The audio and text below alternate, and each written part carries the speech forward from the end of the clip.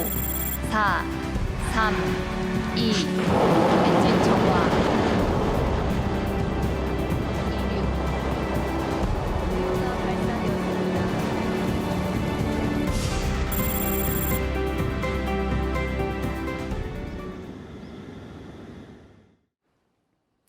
JTBC 뉴스룸을 시작합니다. 오늘 첫 소식은 누리호입니다. 누리호가 오늘 이렇게 성공적으로 세 번째 우주여행을 떠났습니다. 처음으로 우리 위성을 우리 발사체로 쏜 순간인데요. 현재까지 발사는 순조롭습니다. 어제 통신 이상으로 발사가 취소됐지만 연구진들이 밤샘 작업 끝에 문제를 해결해서 하루 만에 다시 도전에 나섰습니다. 누리호의 발사 순간을 김민 기자가 전합니다. 3, 2, 엔진 정화. 누리호의 불꽃이 하얀 수증기를 뚫고 힘차게 솟아오릅니다. 누리호는 1단과 위성 덮개인 페어링, 2단까지 순서대로 잘 분리됐고 목표 고도인 550km까지 순조롭게 비행했습니다. 발사 13분 후 실용위성을 시작으로 꼬마위성 7기도 차례대로 분리했습니다. 누리호가 임무에 성공했는지는 잠시 후 공식 발표됩니다. 7시 45분 실용위성이 궤도에 안착했는지 공개하고 10분 뒤인 7시 55분에 위성이 지상과 첫 통신에 성공했는지 알 수 있습니다. 이 두 과정 모두 성공하면 자체 기술로 위성을 쏘아올린 세계 7번째 국가가 되는 겁니다. 세 번째 발사였지만 누리호가 우주로 가는 길은 바로 열리지 않았습니다. 어제 발사 2시간여를 앞두고 통제실과 발사대 간의 통신에 문제가 생겨 결국 발사가 취소됐습니다. 바람으로 하루 미루고 다시 센서 이상으로 닷새 미뤘던 2차 발사가 떠오른 순간이었습니다. 연구진은 그러나 밤샘 작업을 통해 통신 오류를 바로잡았고 하루 만인 오늘 다시 쏘기로 했습니다. 오늘 작업 완료 후 오늘 새벽 5시경 6번의 반복 시험을 수행하고 안정적으로 작동하는 것을 최종 확인하였습니다. 누리호에서 분리된 위성 8개의 전체 교신 결과는 내일 발표될 예정입니다. JTBC 김민희입니다. 네, 보신 것처럼 누리호는 제대로 하늘을 향해 날아올랐습니다. 현재까지는 성공적입니다. 물론 최종 성공을 판단하는 데는 몇 가지 단계가 있습니다. 누리호 발사의 의미 그리고 성공 여부를 가늠할 것들을 스튜디오에서 좀 더 짚어보겠습니다. 스튜디오에 경제산업부의 오원석 기자 그리고 과학 커뮤니케이터 궤도님이 나왔습니다. 안녕하십니까? 안녕하십니까? 예, 제가 이제 궤도님이라고 부르면 되겠죠? 네, 편하게 궤도님 좋습니다. 알겠습니다. 지금 우주 궤도를 또 얘기할 때인데 아. 마침 적당한 때 나오신 것 같습니다. 잘 정한 것 같습니다. 예, 먼저 오원석 기자, 지금 발사가 3단 분리까지 다 됐고요. 이성 사출까지는 성공적으로 이루어졌습니다. 하지만 정말 누리호의 발사가 성공했는지를 최종 판단할 것들 몇 가지 단계가 또 있죠. 뭐가 있습니까? 네, 맞습니다. 잠시 뒤에 발표가 나올 텐데요. 이때는 누리호에서 떨어져 나온 위성 8개가 제대로 궤도에 안착했는지 이거를 지상에서 데이터 분석을 통해 발표를 할 예정입니다. 예. 그리고 실용 위성이 실렸는데 이 실용 위성이 지상과 첫 교신을 성공했는지 여부까지 발표가 나와야 비로소 누리호 3차 발사가 최종 성공적으로 이루어졌다고 판단할 수 있을 것 같습니다. 예, 조금 전에 제가 지금 들었는데요. 원래 위성이 궤도에 잘 안착했는지 여부를 발사관리위원장이 7시 45분, 그러니까 약 4분 뒤에 브리핑을 한다고 했는데 시간이 조금 늦어졌습니다. 7시 50분쯤 브리핑을 할 것으로 현지에서 나로 우주센터 현지에서 전해지고 있습니다. 예, 궤도님께도 좀 여쭤보겠습니다. 지금까지는 위성 사출까지, 네. 위성을 쏘아보낸 것까지는 성공적으로 이루어졌습니다. 네. 자, 지금까지의 상황을 보면 우리가 성공을 가늠하는 데는 어떻습니까? 일단은 저희가 축구 경기나 농구 예. 경기를 보면은 어느 진영이 이기고 있는지는 얼추 나옵니다. 예. 그런데 과연 이분들이 몇 대 몇으로 이겼냐 졌냐, 그 다음에 몇 분 몇 초에 어떤 골을 넣는가 이런 것들은 다 이제 정량적인 데이터가 있어야 돼요. 예. 그러니까 지금 진영상으로는 승리는 맞다. 그런데 과연 얼마나 정밀한 데이터들을 승리를 위해서 지금 갖추고 있느냐 이거를 확인하는 시간이 좀 걸리는 거고요. 예. 이게 확인이 되면 이제 완벽한 승리에 가깝다라는 걸 보여줄 수 있겠죠. 현재까지는 종이 울려봐야 아는데 예. 현재까지는 승리에 가깝지만 워낙 변수가 많은 일들이니까 지금 진영 분위기가 굉장히 좋습니다. 예. 네. 분위기가 좋다. 일단 그렇게까지 들었습니다. 현재 궤도의 안착 여부는 약 10분 뒤에 나올 거고요. 그리고 약 20분 뒤에 위성과 교신이 제대로 이루어지는지를 현지에서 발표를 할 예정입니다. 이번 누리호 발사가 3차잖아요. 과거 1, 2차와는 어떻게 다릅니까? 네, 발사체인 누리호에 실리는 위성의 종류가 다릅니다. 예. 그 재작년 1차 발사 때는 그 추진체 연료 탱크 문제로 위성 모사체의 최종 궤도 진입이 실패를 한 바 있죠. 제가 위성 모사체라고 말씀을 드렸는데 예. 이거는 실제 작동하는 업무를 하는 위성이라기보다는 실제 비슷한 중량을 가진 위성 모사체라고 할 수 있습니다. 그리고 지난해 2차 발사 때 실린 위성은 발사체의 성능을 검증하는 위성이라고 볼 수 있겠습니다.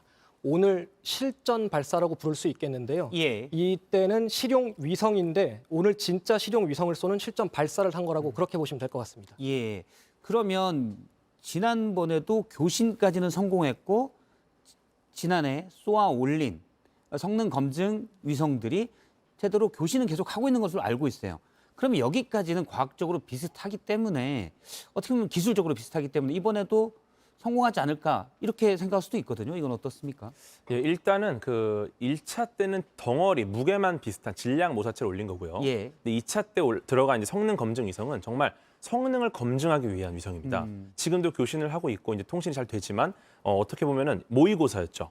네, 근데 이번에 3차 때 들어간 실용 위성 같은 경우는 예. 실제 우리가 사용하는 위성이에요. 네, 이거는 정말 수능인 거고요. 예. 네, 그래서 굉장히 의미가 있고 중요한 거고. 네, 하지만 3차가 성공했다고 해서 정말 쉽게 성공했구나 이렇게 생각할 수도 있어요. 하지만 매번 위성이 올라갈 때마다 계속 어려움은 있습니다. 네, 왜냐하면 안에 들어가 있는 위성이 바뀔 때마다 예. 고도가 바뀌고 궤도가 바뀌고 무게가 바뀌잖아요. 그러면 발사체가 담당하는 역할이 계속 바뀝니다. 예. 그러다 보면은 매번 새로운 범위의 새로운 과목의 시험을 보는 거랑 똑같아요.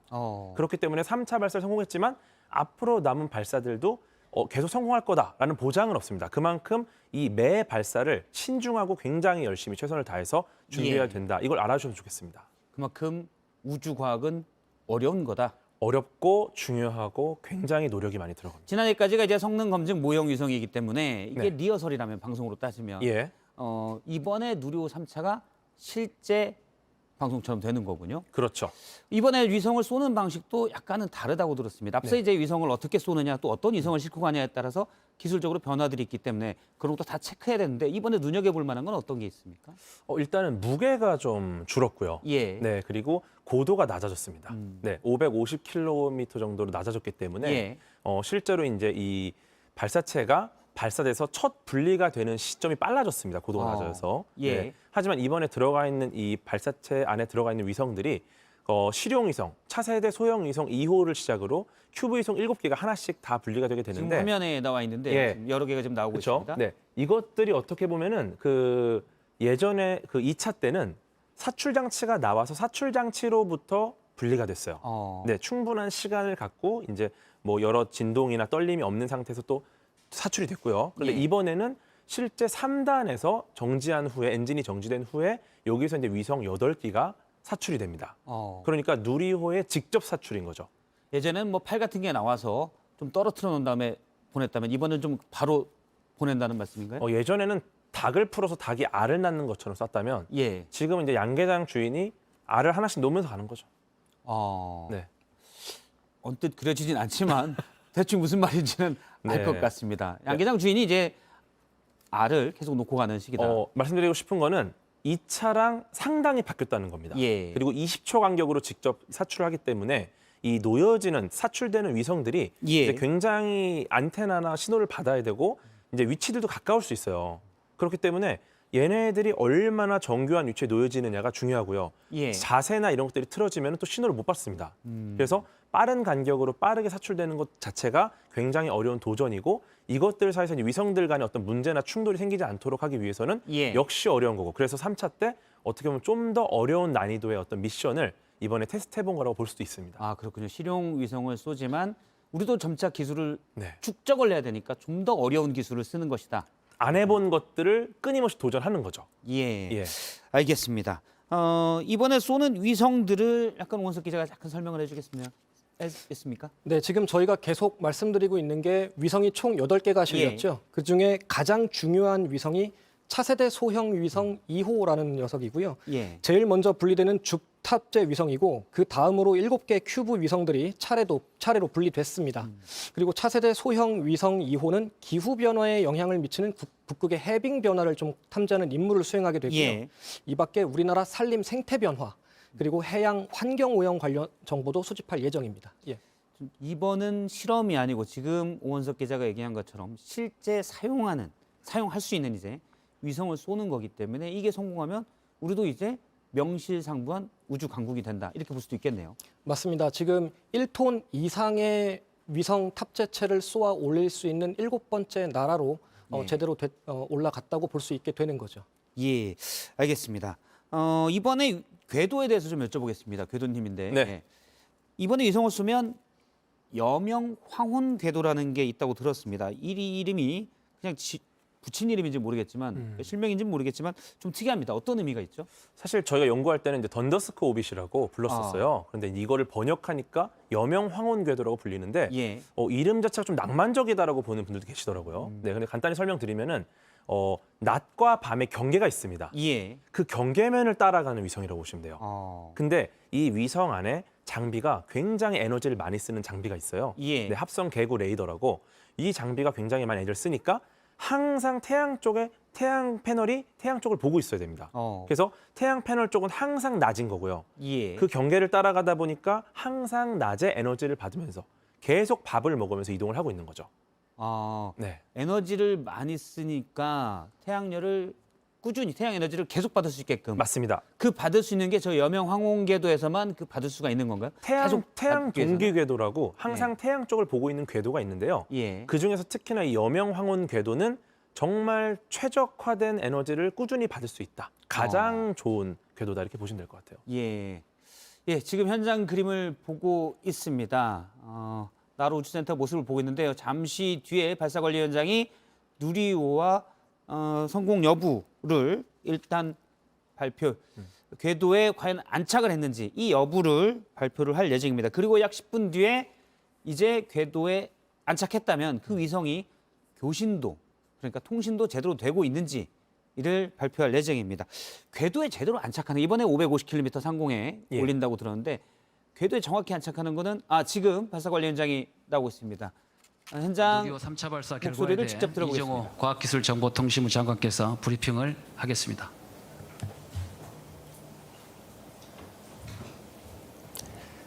안녕하십니까. 과학기술정보통신부 장관 이종호입니다.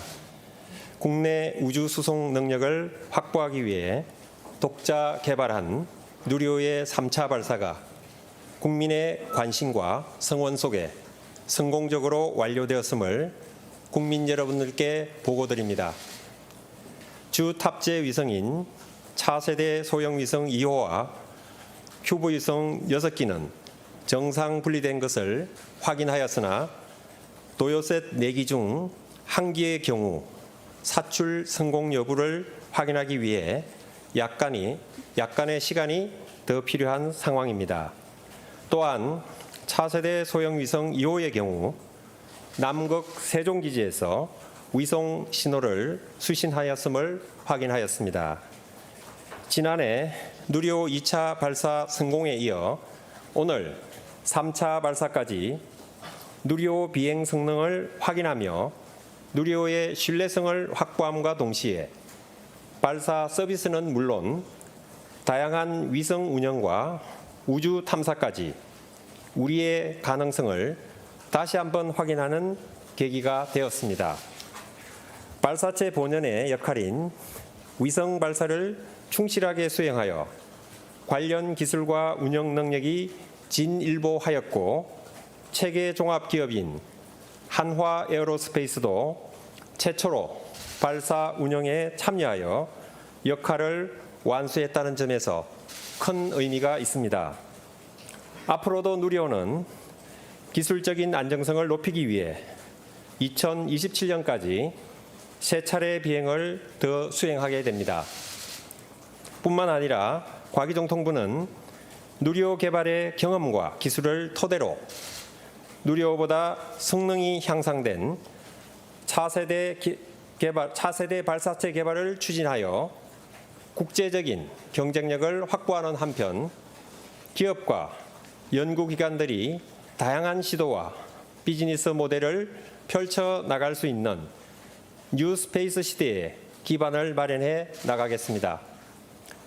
따뜻한 격려와 성원을 보내주신 국민 여러분과 누리호 3차 발사 성공을 위해 땀과 열정을 아끼지 않은 연구자, 모든 산업체 관계자분들께 진심으로 감사드립니다. 국민 여러분, 앞으로도 우주로 향하는 누리호의 비행과 우주개발 강국으로 향하는 우리의 도전을 계속 지켜봐 주시고 성원해 주시기 바랍니다. 감사합니다. 예, 이상 저 기자님들과 예, 같이 답변. 지금 이종호 정보통신부 장관이 직접 브리핑을 했습니다. 현재 발사는 성공적이고 위성에 지금 하나 정도가 위치가 확인이 안 되는데 대부분 신호가 나왔다고 했어요. 좀 더 요약을 해보죠. 네, 맞습니다. 일단 차세대 소형 위성 2호, 저희가 제일 중요한 위성이라고 말씀드렸던 차세대 소형 위성 2호와 그리고 나머지 큐브 위성 7개 중에 6개는 정상적으로 사출 성공했다라고 방금 발표가 됐고요. 예. 그중에 한 개의 큐브 위성의 위치 정보 등 이런 정보를 좀 파악하는 데는 조금 더 시간이 필요하다. 이렇게 좀 발표가 나왔습니다. 예. 그러니까 현재 위성이 궤도에 정상적으로 대부분 안착했는데 도요셋 1기 꼬마 위성 하나가 지금 최종으로 위치를 좀 확인하면 된다. 현재까지는 성공적이다. 이렇게 지금 평가를 하고 있습니다. 어떻게 보세요? 일단은 굉장히 훌륭한 성과라고 보이고요. 예. 네, 일단 중요한 임무들은 거의 다 완수를 했다. 네, 사실은 사출된 8개, 큐브 위성 7개를 포함한 8개가 전부 다 완벽하게 첫 신호를 받았으면 좋겠지만 사실 이 큐브 위성 같은 경우가 상업용 위성이라고 보기에는 예. 너무 가격이 저렴하고 작습니다. 네, 그러다 보니까 당연히 이렇게 첫 신호를 못 받는 경우도 있을 수 있고요. 네, 그렇다고 뭐 이제 신호가 아예 안 되는 것이냐 할 수 없는 게 그 작년에 누리호에 실려 있던 그 예. 연세대학교의 큐브 위성도 굉장히 오랫동안 신호를 못 받았었어요. 하지만 지금 이 큐브 위성 4개 중에 유일하게 이제 통신이 뭐 굉장히 원활하게 진행이 되고 있습니다. 그래서 예. 아마 4기 중에 1기가 지금 도요셋이 통신을 못 받았어도 분명히 아마 받을 수 있는 기회가 있을 거고 뭐 소프트웨어를 다시 재부팅한다든가 방식들이 있을 겁니다. 네, 좀 예. 기다려봐야 될 것 같습니다. 알겠습니다. 약 10분 뒤에 또 위성과의 신호까지 또 브리핑이 있을 것으로 보이는데요. 그때 다시 한번 저희가 또 우리 궤도님과 그리고 원석 기자랑 조금 더 얘기를 하도록 하겠습니다. 예, 다시 한번 정리를 하면 조금 전에 이종호 정보통신부 장관이 누리호 3차 발사가 성공적으로 이루어졌다. 8개의 위성을 사출했는데 가장 중요한 차세대 소형 위성 2호 등이 다 위성 신호가 제대로 됐다라고 얘기를 했습니다. 지금 도요셋 1개만 신호가 안 잡히고 있다라는 거죠? 네, 맞습니다. 그 차세대 소형 위성 2호 가장 중요한 위성은 남극 세종기지에서 교신 선공까지 발표됐다라고 발표가 나왔으니 도요새 1기만 지금 현재 위치 파악이 좀 안 되고 있는 그런 상황인 것 같습니다.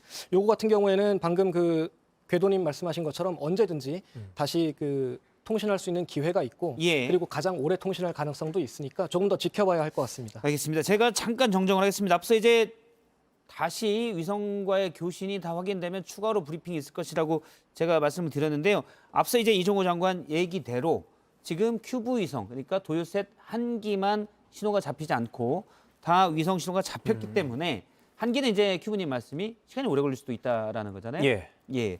그래서 이 부분은 좀 뒤에 뭐 아마 내일이든 좀 뒤에도 확인이 될 것 같고 현재까지는 다 성공적으로 예. 신호를 받는 것으로 본다 이렇게 보고 있는 것 같습니다. 다시 한번 지금의 뭐 신호까지도 대부분 잡혔기 때문에 예. 평가를 해주신다면요? 8명이 지금 해외여행을 갔는데요. 예. 한 친구가 지금 잠이 안 깼습니다. 네, 이 친구를 깨울 수 있는 방법도 여러 개가 있어요. 아마 계속 어떤 신호적인 소통이 없으면은 예. 자연적으로 아마 다시 재부팅하는 시스템도 갖춰져 있고요. 여러 가지 보완할 수 있는 시설들이 있으니까 지상국도 저희가 여러 가지 방식들이 있습니다. 그래서 이 친구만 잠에서 깨어나면 이제 완벽한 성공이고 어쨌거나 이 8명의 친구들이 해외에 간 건 맞으니까 예. 네, 이 정도면은 거의 완벽한 성공을 볼 수 있지 않을까. 예, 그리고 이제 추가적인 더 완벽한 성공은 이제 좀 지켜봐야 되지 않을까. 이렇게 기대가 됩니다. 추가적인 더 완벽한 성공이라면 어떤 걸 또 이제 도요셋 말씀하실까요? 4기가 정상적으로 임무를 수행을 하는 거죠. 네. 예. 근데 이제 임무 수행까지도 이 각 큐브 위성들의 소요 시간이 좀 있어요. 도요셋 같은 경우는 이 4기가 한 달 정도는 이 시스템을 점검을 해야 됩니다. 예. 그 과정 안에 이제 소통이 잘 된다고 하면은 이제 이후에 벌어질 여러 가지 임무 수행들을 할 수 있을 거라고 기대가 되고요. 혹시나 만약에 최악의 상황으로 1기가 계속 소통이 안 된다. 아직 3기가 편대 비행을 할 수가 있습니다. 그래서 여러 가지 예. 또 보안들이 있기 때문에 네 4명이서 가서 보물찾기 하는 게임에서 한 친구가 빠진 것뿐이에요. 그래서 절대 이게 뭐 어떤 큰 어려움이 있는 게 아니라 이럴 수 있는 가능성도 과학자들이 다 예측을 했기 때문에 걱정하지 마시고 이제 지켜보면 될 것 같습니다. 예, 알겠습니다. 저도 이제 기억이 나는 게 과거에 우리가 이제 우리 위성을 쏘아 올린다 그러면 우리가 로켓도 없고 네. 발사할 수 있는 곳도 없어서 해외에 가서 해외 로켓으로 많은 돈을 주고 돈을 내고 맞습니다. 위성을 쏘았지 않습니까?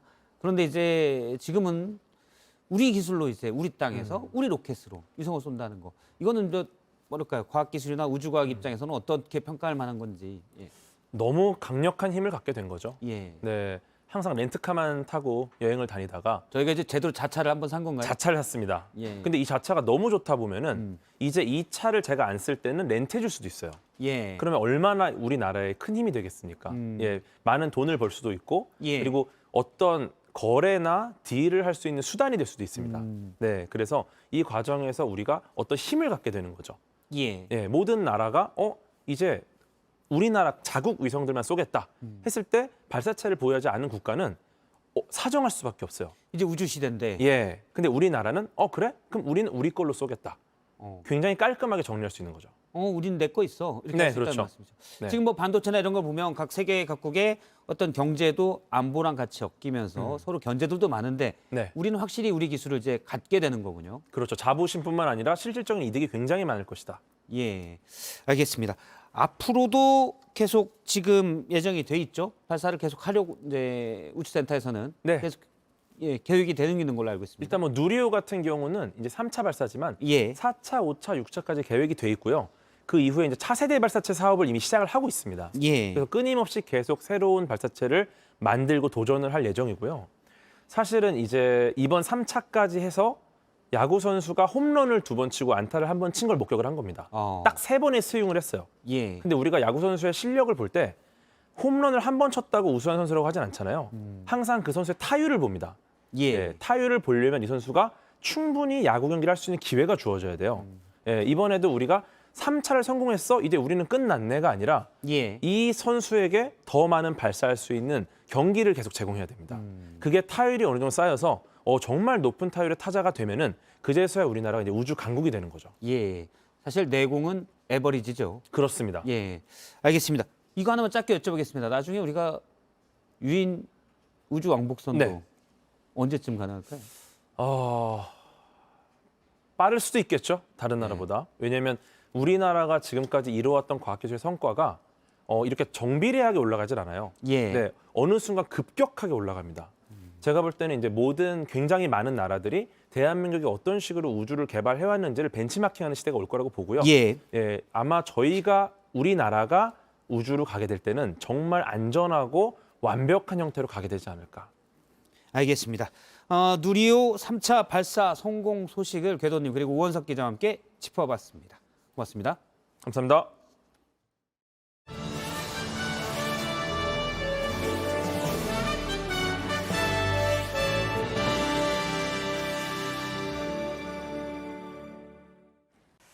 한국은행이 오늘 기준금리를 동결했습니다. 지난 2월과 4월에 이어서 3차례 연속입니다. 물가보다는 경기 침체를 막는 게 중요하다고 본 겁니다. 그러면서도 금리 인하에 대해서는 시기상조라고 선을 그었습니다. 하지만 정작 부동산 시장은 몇 발 앞서서 금리를 내리는 쪽에 방점을 둔 것 같습니다. 이번 주 서울의 아파트 값은 1년 만에 올랐는데 특히 비싼 집이 몰린 강남 3구의 상승폭이 컸습니다. 김지윤 기자가 현장 취재했습니다. 서울 송파구 잠실동의 한 대단지 아파트입니다. 30평대가 지난해 25억 원에 거래됐지만 올 초 20억 원까지 떨어졌습니다. 그런데 최근 다시 2억 원 오른 22억 원에 팔렸습니다. 매매가 조금씩 더 잘 되는 편이죠. 33평짜리는 주로 지금 21억에서 23억 5천까지 보고 있어요. 1월 보다가 한 2억 정도 올랐어요. 이는 통계로도 확인됐습니다. 한국부동산원에 따르면 이번 주 서울 아파트 매매 가격은 일주일 새 0.03% 올랐습니다. 지난해 5월부터 떨어진 이후 1년 만의 반등입니다. 서울 25개 자치구 가운데 송파구의 상승률이 0.26%로 가장 컸고 그 다음이 강남구와 서초구 순입니다. 비싼 집이 몰린 강남권을 중심으로 서울 집값이 오른 건 기준 금리가 더 오르지 않을 것은 물론 머지않아 내릴 거란 기대가 커졌기 때문입니다. 대출이나 세금 같은 규제가 풀린 영향도 큰 것으로 보입니다. 15억 원이 넘는 아파트도 대출을 받을 수 있게 된 데다 대출 금리도 최근 떨어졌습니다. 종합부동산세 부담도 줄었습니다. 이렇다 보니 지금을 저점이라고 보고 서울 중심지로 들어오려는 수요가 생겼다는 분석이 나옵니다. 주변 지역에서 가격이 오르면서 거기서 이제 매각하고 조금 더 상급지로 갈아타려고 하는, 교체하려고 하는 수요들 위해 이런 것들 때문에. 다만 한국부동산원은 몇몇 선호단지 중심으로 가격이 올랐고 여전히 잘 안 팔리는 아파트가 많다고 설명했습니다. 이 때문에 집값이 본격적으로 오를 거라고 보는 건 성급하다는 게 전문가의 의견입니다. JTBC 김지윤입니다. 어제까지 인천에서 전세 사기를 당한 피해자 4명이 스스로 목숨을 끊었습니다. 피해가 몰린 곳들을 저희가 둘러보니 또 다른 피해자들은 집을 비우라는 압박과 함께 온라인에선 비난에 시달리고 있었습니다. 이은진 기자입니다. 여러 세대가 전세 사기를 당한 인천 오피스텔은 조용했습니다. 피해자가 급히 떠난 집 문틈엔 대출 안내 명함이 끼어져 있습니다. 여기 보시면 집이 경매로 넘어가서 현황 조사를 하러 나왔다는 안내문이 집집마다 붙어 있습니다. 또 다른 아파트입니다. 만나는 주민마다 피해를 호소합니다. 특별법 나왔다고 저거 경매 저 전세 피해 센터 가서 신청하고 왔거든요. 그런데 돈과 집을 잃은 것만 힘든 게 아닙니다. 지들이 많이 전세 사기 당했어 봐요. 그 말 나오나? 근데 이제 가끔 댓글을 보면 이런 바보 같은 사람들 뭐하러 도와주냐.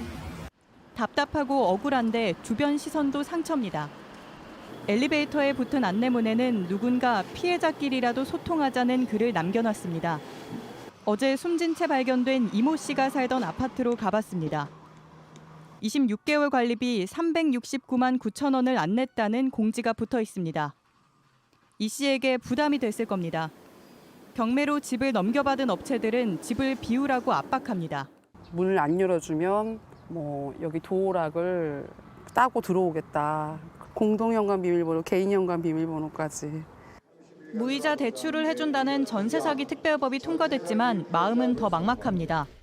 그 돈을 언제 다 갚을지 몇십 년을 갚아도 나는 다시 영원으로 시작되는데 내 나이는 벌써 사실은 50, 60이 되는 거잖아요. 그 끔찍한 거죠. 빚내서 빚을 갚으라는 식이 아닌 실질적 지원이 없다면 또 다른 희생이 이어질 수 있다는 우려가 나옵니다. JTBC 이은진입니다. 일본 후쿠시마 원전 시찰단이 정해진 일정을 모두 끝냈습니다. 가기 전에도 우려가 있었지만 국제원자력기구가 했던 수준의 시찰이었습니다. 결국 일본 측 주장에 힘이 실리는 빌미만 줄 수 있다는 우려가 큽니다. 박상욱 기자입니다. 우리 시찰단은 오늘 일본 측과 마지막 기술 회의를 가졌습니다. 현장을 다니면서도 많이 질의를 했었고 또 그러니까 자료로 확인할 부분들은 또 자료로 요청을 했고 그렇게 했습니다. 그제와 어제 이틀 동안 원전 내부 설비를 둘러봤습니다. 국제원자력기구 IAEA가 했던 것과 비슷한 방식입니다. 그런데 이미 IAEA는 중간 보고서에서 방류 절차와 계획에 문제가 없다고 했습니다. 이번 시찰로 이걸 뒤집을 수 있을지 알 수 없습니다. 일본의 오염수 방류는 국제협약에 대한 명백한 위반입니다. UN 해양법 협약에는 다른 지역으로 피해나 위험을 옮기지 말라고 돼 있습니다. 특히 해양 환경에 중대한 변화를 줄 경우 영향을 평가해 보고서를 의무적으로 만들도록 했습니다. IAEA 안전 기준에도 현재와 미래의 농업, 어업, 천연자원의 지속 가능성을 보장해야 한다고 나와 있습니다. And in terms of the legal aspects of this, it's very clear. There are legal options under international law that gives a government that's a party to UNCLOS the right to take legal action against another government. 우리 정부라도 어떤 영향이 있을지 평가를 했어야 했지만 손을 놓고 있었습니다. 여러 차례 독자적으로 위험평가 분석을 해야 한다고 요구했지만 현재 그것을 하지 않고 있는 것이죠. 우리의 위험 분석 결과, 우리의 위험 자료가 있어야만 그걸 근거로 수입금지를 유지할 수 있고 오염수 방류뿐 아니라 일본산 수산물 수입 금지 조치를 풀라는 압박이 더 거세질 수밖에 없습니다. JTBC 박상욱입니다. 일본 정부가 오염수를 방류했을 때 우리 해역에서 방사능이 검출되는지 감시하는 곳이 원자력안전위원회입니다. 그런데 방사능이 검출됐을 때를 대비한 대응 매뉴얼조차 없는 걸로 파악이 됐습니다. 이미 반년 전에도 나왔던 지적이지만 지금까지도 아무 진척이 없는 겁니다. 하예빈 기자입니다. 지난해 10월 국회 과방위 국정감사장.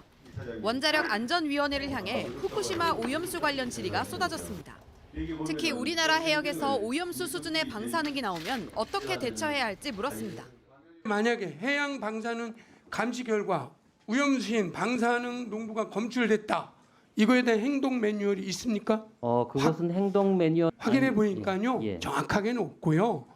유국희 원안위원장은 현재 일본 현지에서 방류 관련 시설을 점검 중인 시찰단 단장이기도 합니다. 국감장에서의 지적 이후 반년이 넘게 지났지만 매뉴얼은 아직도 만들어지지 않았습니다. 원자력안전위원회 관계자는 현재 매뉴얼을 준비하고 있다면서 국제원자력기구 IAEA의 보고서를 참조해 작성을 완료할 계획이라고 설명했습니다. IAEA가 검증 보고서를 통해 일본 측 계획에 문제가 없다는 결론을 내면 사실상 오염수 방류는 불가피한 상황이 됩니다. 비상행동 매뉴얼을 비롯한 관련 대책 마련에 서둘러야 한다는 지적이 나옵니다. JTBC 하예빈입니다. 네, 한국인들도 많이 찾는 대표적인 관광지인 괌에 20여 년 만에 초대형 태풍 마와르가 덮쳤습니다. 피해가 큽니다. 지역 주민 대피령이 떨어졌고 미국 백악관은 비상조치를 선포했습니다. 한국인 관광객 3천여 명도 발이 묶였는데 먼저 괌 태풍 상황을 윤세민아 기자의 리포트로 보고 현지에 있는 관광객 한 분을 연결해서 좀 더 얘기 듣겠습니다.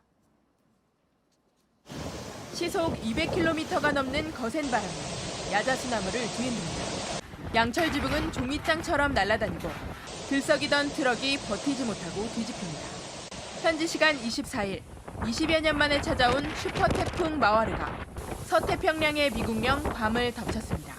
강력한 유력의 비바람이 관통하면서 건물들이 부서지고 전기와 물이 끊기는 등 큰 피해가 이어졌습니다. 괌 당국은 주민 대피령을 내렸고 시내도 통행이 금지됐습니다. 백악관도 물자 지원 등을 위한 비상선언을 발동했습니다. 국제공항이 침수되면서 다음 달 1일까지 괌으로 가는 항공편이 모두 결항됐습니다. 당장 3천여 명의 한국인 관광객들의 발이 묶였습니다. 천장이라든가 창문 틈 사이로 물이 너무 많이 들어왔어요. 방 내부에 있는 카페트가 찰랑찰랑해질 정도로. 우리 기상청은 마와르가 이번 주말까지 초강력 등급을 유지한 채 대만과 필리핀을 향할 것으로 예상했습니다. JTBC 윤세민입니다. 네, 괌 현지에 계신 관광객 한 분을 전화로 연결합니다. 박채원 씨인데요. 사실상 지금 호텔에 갇혀 있다고 하시고 지금은 좀 잦아졌지만 어젯밤에는 바람에 건물이 흔들릴 정도였다고 했습니다. 박채원 씨 나와 계시죠? 네. 예, 신혼여행으로 왔다가 지금 바람에 발이 묶인 상황이라고 들었습니다. 일단 현재는 안전한 곳에 계신 상황인가요? 일단 저는 원래 투숙하고 있던 두지탄이라는 호텔에 계속 있는 상황이고요. 예. 저는 이제 첫 해외여행이고 20일에 출발해서 4박 5일 일정이었는데 지금 상황은 밖에는 다닐 수 있지만 여전히 바람이 세고 비는 계속 내리고 있어요. 그리고 제가 묵는 호텔 객실 카페트가 침수가 됐다가 지금 현재는 말랐지만 이제는 냄새도 나고 습기가 많이 차서 숨이 너무 막혀요. 답답해요. 예, 저희가 지금 사진으로 보고 있는데 호텔에도 많이 물이 차 있고 호텔 로비에도 앞서 이제 상당히 물이 한번 침수된 흔적들을 볼 수가 있습니다. 지금은 이제 주차장 모습 같은데요. 여전히 물이 많이 고여 있고요. 원래는 오늘 돌아오시는 일정이셨군요. 현재 비행기는 전혀 뜨지 않고 있죠? 네, 지금 현재 비행기는 안 뜨고 있어요. 대사관이나 이쪽에서 여행사에서 따로 연락 받으신 건 있습니까? 일단은 공항이 잠정 폐쇄인 상황인데 외교부에서는 따로 공지가 뜨긴 했더라고요. 일단 예. 기다리라는 답변만 받았습니다. 예, 한국인 관광객 3,000명이 발이 묶였다고 외교부가 발표를 했습니다. 원래 계획보다 일정이 길어지고 있기 때문에 여러 가지 문제가 있을 수 있습니다. 예를 들어 식사 문제도 있고요. 물, 또 건강이 불편하신 분도 계실 수가 있고 다른 관광객들 또 우리 박채원 씨랑은 어떻습니까? 일단은 길거리에 보면 쓰러진 나무나 떨어진 간판이라던가 외벽에서 떨어진 잔해들이 굉장히 많아요. 예. 다니기가 위험하고 어떤 다른 분은 이제 렌트카 빌리셨는데 다음 날에 나가보니 부서져 있었다라고도 말씀하시고 일단 전 객실이 지금 에어컨이 작동이 안 돼요. 그래서 너무 더운 상태에서 굉장히 숨이 턱턱 막히는 상황인데 예. 어제까지는 호텔에서 식사가 계속 제공이 됐어요. 근데 오늘 저녁에는 그것조차도 이제 제공이 안 되고 있고 이제 말도 이제 잘 안 통하다 보니까 예. 호텔에서 어떤 조치가 딱히 없어요. 연회장 같은 데서도 뭐 이제 한 3시간 정도 줄 서서 밥 한 공기 겨우 맞는 정도입니다. 지금 현재는. 3시간 줄 서서 밥을 먹어야 되는. 왜냐면 이제 원래 예약돼 있는 호텔 기간이 끝났기 때문에요. 그런 불편들이 많이 있군요. 네, 맞습니다. 예, 저희가 지금 아마 어제 영상으로 보고 있는데요. 주차장에 물건들이 센 바람에 흔들리는 모습들을 보고 있습니다. 미국이 괌에 비상조치를 선언할 정도인데 현지에서 느끼는 건 어느 정도였습니까? 그러니까 어제 기준으로 이제 밤 8시 정도쯤에 갑자기 이제 심각할 정도로 비바람이 불었어요. 예. 호텔에 있는데 건물이 지진 난 것처럼 엄청 흔들리고 이제 직원분들한테도 혹시 더 안전하게 가 있을 곳은 없냐라고 물어봤더니 이제 객실 안에만 있어라라는 대답만 해주셔가지고 객실 안에 있는데 이제 욕조에 단수될까봐 물 받아놓은 것도 이제 찰랑찰랑 넘칠 정도로 건물이 흔들리고 객실에 있는 창문이 이제 유리 창문이 볼록 튀어나올 정도로 거의 깨지기 직전으로 튀어나올 정도로 이제 바람이 심했어요. 예. 큰 물책 치는 소리라던가 이제 천둥 번개도 많이 치고요. 이러다 진짜 죽겠다 싶은 생각도 많이 들었고 너무 불안하다 보니까 이제 세면대 앞에서 잠을 청하고 예. 이제 그 문 앞에서 거의 대기하다시피 밤을 샜어요. 예, 알겠습니다. 지금은 좀 잦아졌다고 하더라도 앞서 말씀처럼 바깥이 너무 위험한 상태이기 때문에 안전한 곳에 계시길 바라고요. 제가 듣기로 이제 현재 공간 직원이 3명뿐이어서 아무래도 순조롭게 이런 지원들은 잘 안 되고 있는 상황인 것 같은데 관광객이 발이 묶인 분이 많기 때문에 당국에서 좀 신경을 써야 될 것 같습니다. 지금까지 박채원 씨와 전화를 연결해서 괌의 피해 상황을 좀 들었습니다. 오늘 말씀 고맙습니다. 네. 다음 소식입니다. 가수 정용화의 중국 예능 출연이 갑자기 취소됐다는 소식 전해드렸는데 가수 비나 블랙핑크가 준비하던 일정도 줄줄이 무산될 걸로 파악이 됐습니다. 작년 11월 한중 정상회담 이후에 풀리는 듯하던 한한령이 다시 강화되고 있는 걸로 보입니다. 베이징 박성훈 특파원입니다. 다음 달 상하이에서 열리는 행사에 참석하며 중국 재진출을 모색하던 가수 비 측이 정용화 사태를 계기로 취소를 검토하고 있는 것으로 파악됐습니다. 블랙핑크의 리사와 그룹 빅뱅 출신 태양 역시 중국 예능 프로그램 출연을 조율했지만 사실상 무산되는 분위기입니다. 한국 연예인들의 활동에 줄줄이 제동이 걸리면서 중국 현지에선 보복 조치가 단행됐던 사드 사태 시절로 되돌아가고 있다는 평가가 나옵니다. 중국 내 한국 연예기획사 관계자는 정용화 제재 직후 한국 연예인을 섭외하려는 중국 제작사들의 문의가 뚝 끊겼다며 이번 사건을 중국 당국의 한한령 강화 신호로 받아들이고 있기 때문이라고 말했습니다. 지난해 11월 한중 정상회담 이후 풀리던 기류가 다시 얼어붙고 있다는 설명입니다.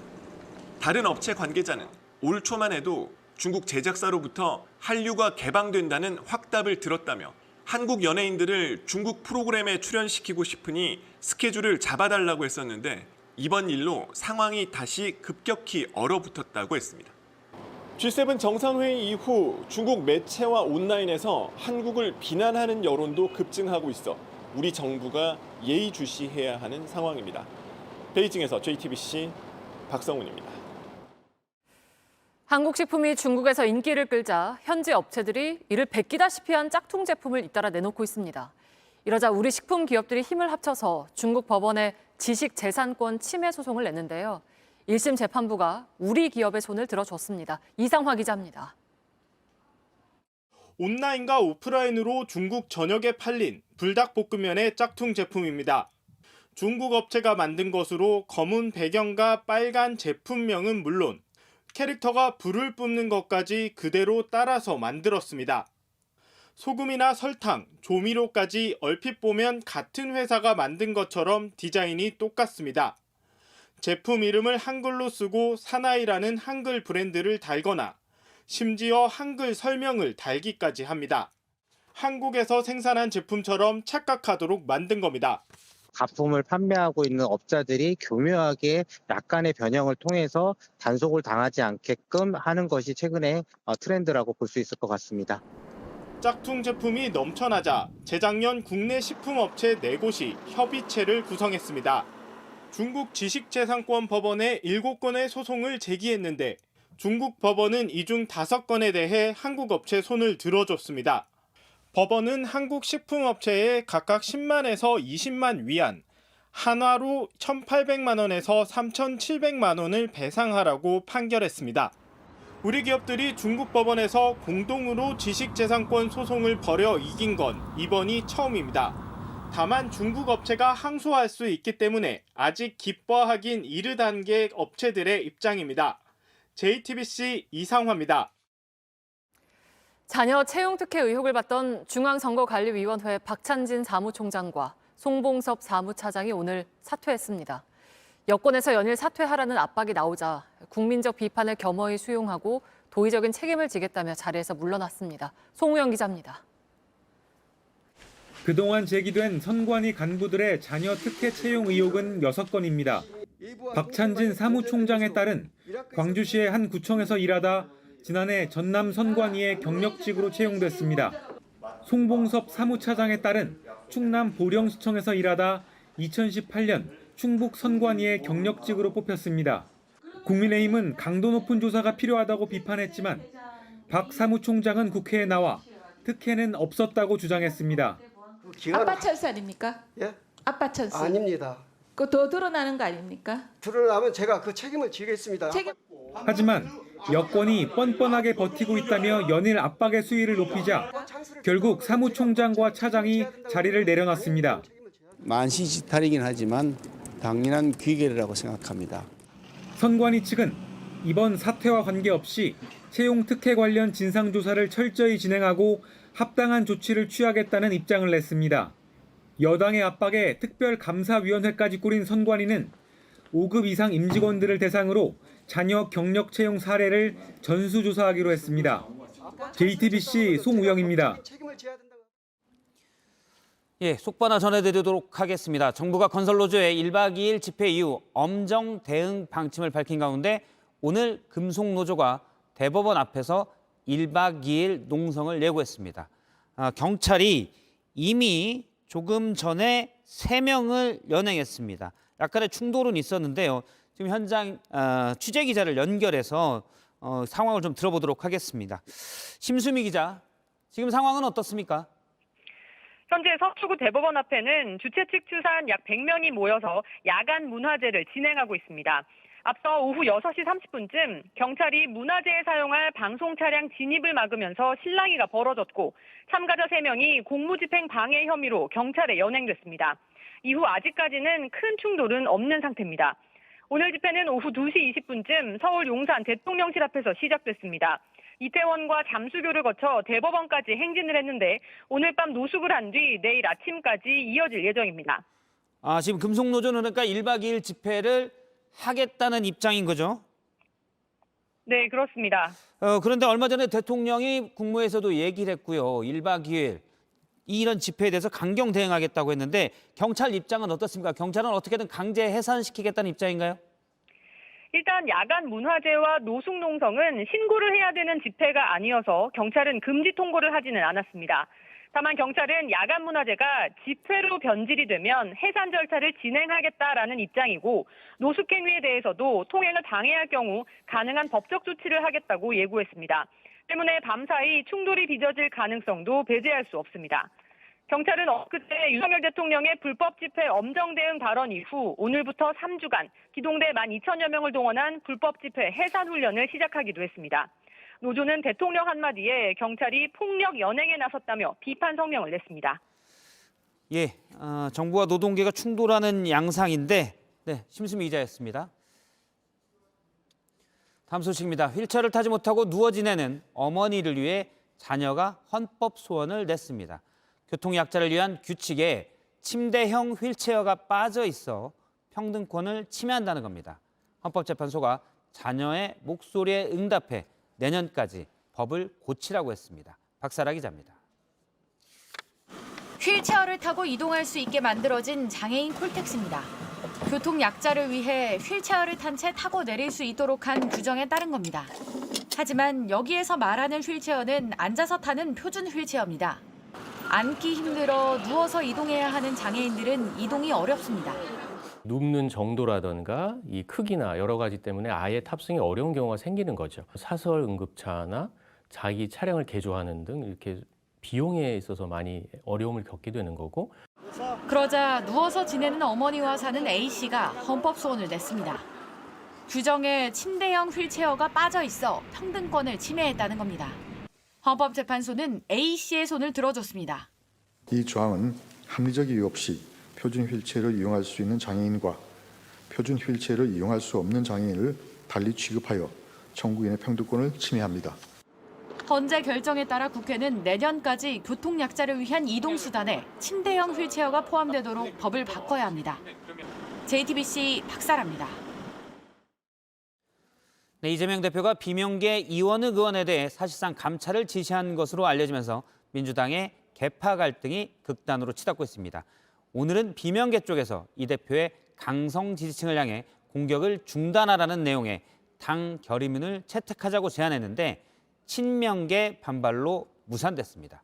비명계 일각의 사퇴 주장에 대해서도 이재명 대표는 안 내려간다며 일축했습니다. 구혜진 기자입니다. 오늘 열린 의원총회에서 비명계 홍영표 의원은 강성 지지층을 향해 공격을 중단하라는 내용의 당 결의문을 채택하자고 제안했습니다. 최근 당 대학생위원장 등이 김남국 의원을 비판했다는 이유로 욕설 문자 등 공격을 받은 걸 거론하면서입니다.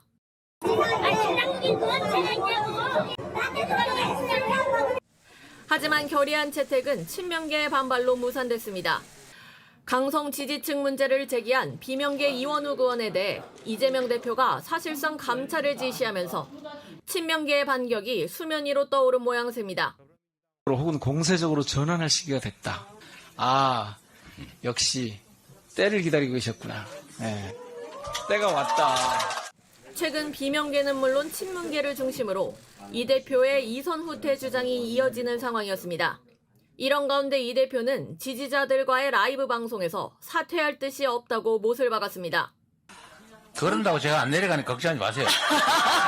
한 비명계 의원은 이재명 대표가 강성 지지층을 등에 업고 비명계와 갈라서겠다는 결단을 내린 걸로 보인다며 일반 국민들의 외면에 위기에 처할 것이라고 비판했습니다. JTBC 구혜진입니다.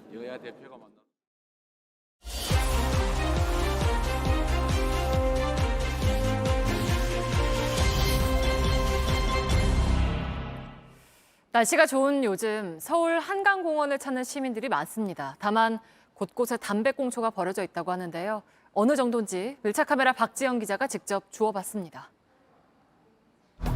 퇴근 시간 서울 여의도 한강공원입니다. 주말이 아닌데도 여유를 즐기러 나온 사람들을 많이 볼 수 있습니다. 그런데 곳곳에 담배 연기가 보입니다. 화장실 옆, 편의점 뒤에서 몰래 피웁니다. 뺑 돌아서 가는 거 같아요.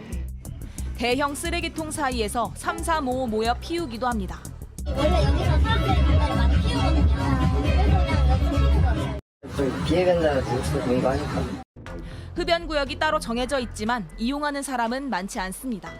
이 한강공원 곳곳에는 이렇게 흡연구역을 이용해달라는 현수막을 자주 볼 수 있습니다. 하지만 계단 옆, 주차장 옆이라고만 되어 있어서 이 현수막만 보고는 정확한 위치가 어디인지 찾기가 어렵습니다. 흡연 부스가 생겼다고 해요. 혹시 알고 계셨어요? 아니요, 몰라요. 저녁 시간이 되면 숨바꼭질이 본격적으로 시작됩니다. 복장을 갖고 와라. 내가 뭐 여기서 피는 게 뭐 잘못이냐. 주말에는 더 많아요. 여기는 담배를 못 피시고요. 네. 흡연구역이 있어요. 흡연구역이 따로 있는 거 아셨어요? 아니요. 시민들은 물론 근처 상인들도 눈살을 찌푸립니다. 담배를 여기서 내가 없으면 와서 막 피워. 내가 여기 앉아서 시키고 막 그래.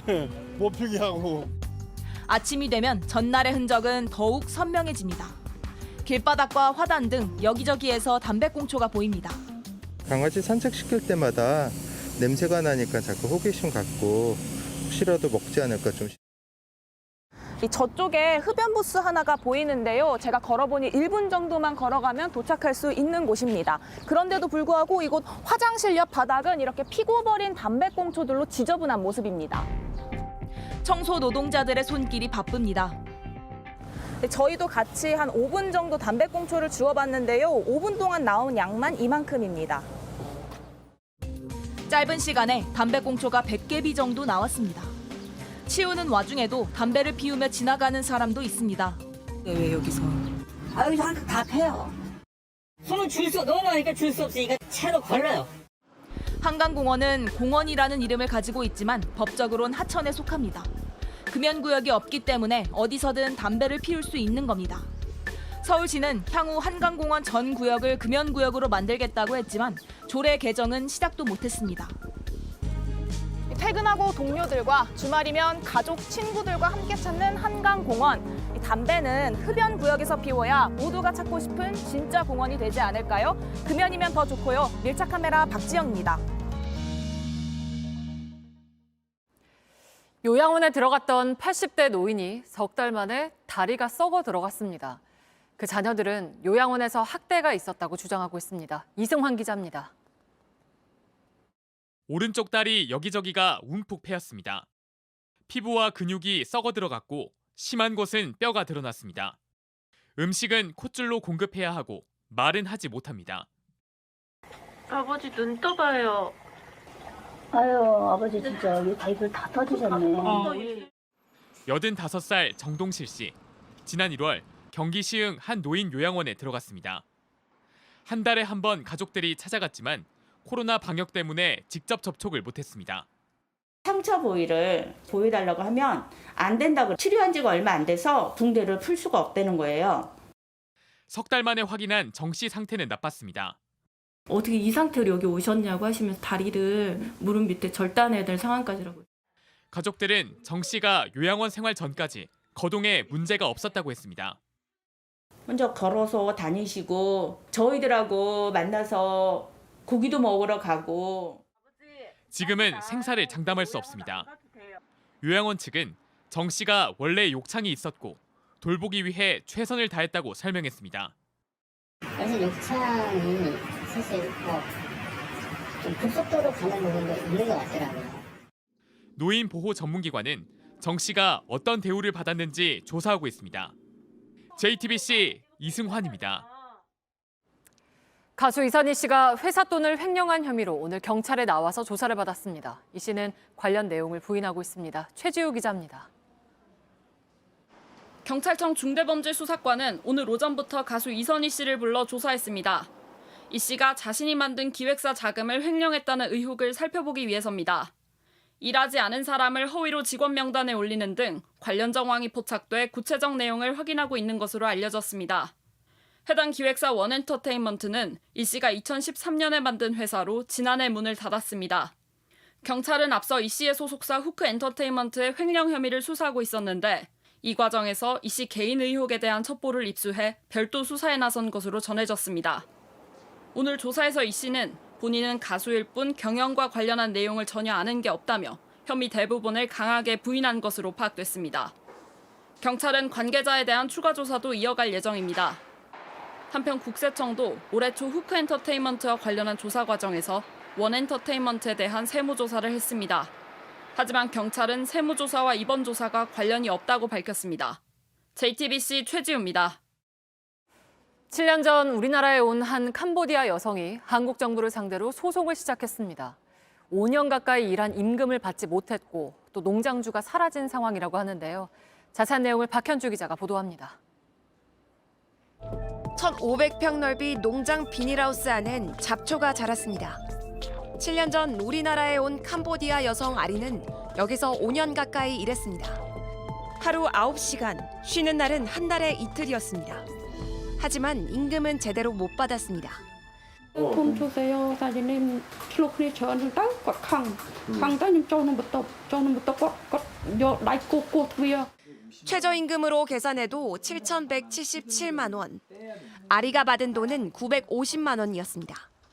이러는 사이 체류 허가 기간이 끝났습니다. 지금 내가 한국 끝났어. 캄보디아 가요. 돈 계산기 주세요. 농장주는 잠적해버렸습니다. 찾을 수가 없습니다. 저기 맞은편에 혹시 선생님 아세요? 이분 많이 땅을 팔았을 텐데. 야채 농장. 몰라요. 임금체불 소송을 했는데 그 바람에 더 먹고 살기 힘들어졌습니다. 소송 당사자는 취업 비자가 사라져 일을 할 수 없습니다. 결국 지난 2월 한국 정부를 상대로 법정 다툼을 시작했습니다.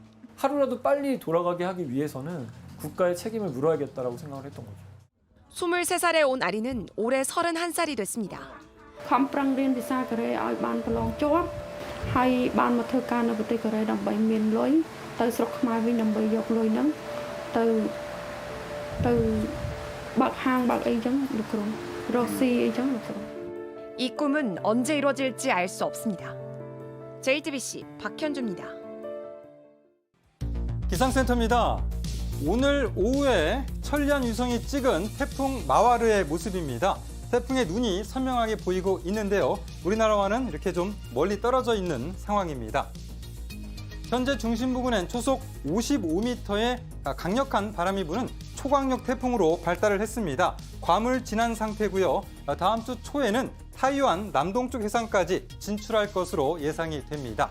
다만 한반도 주변의 해수면 온도가 여전히 낮은 상태고 또 북쪽에 찬 공기가 버티고 있어서 태풍이 우리나라까지 올라올 가능성은 낮습니다. 그러나 이 초강력 태풍으로 발달한 태풍의 위력이 굉장히 강하기 때문에 앞으로도 이러한 영향들을 지켜봐야겠습니다. 태풍 마와르는 말레이시아에서 제출한 이름으로 이 장미를 뜻하는데요. 태풍 이름은 아시아 태평양 국가가 10개씩 제출해서 총 140개를 순차적으로 씁니다. 한글 이름은 우리나라와 북한이 제출해서 총 20개가 존재를 하는데요. 올해 발생할 태풍에 붙여지는 우리말 이름은 5호 태풍 독수리를 시작으로 기러기와 개미, 종다리가 있습니다.